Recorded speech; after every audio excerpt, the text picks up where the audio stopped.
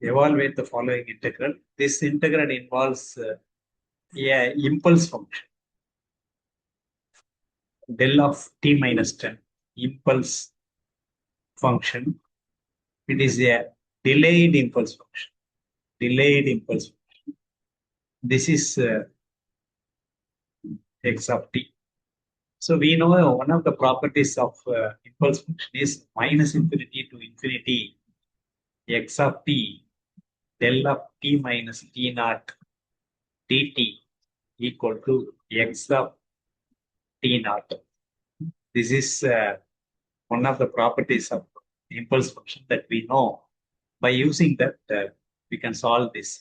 Here, t naught equal to 10 because delay is 10 seconds.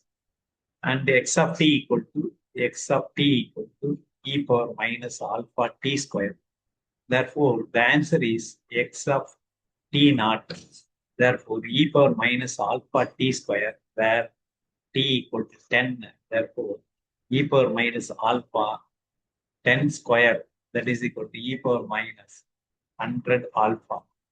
That's all.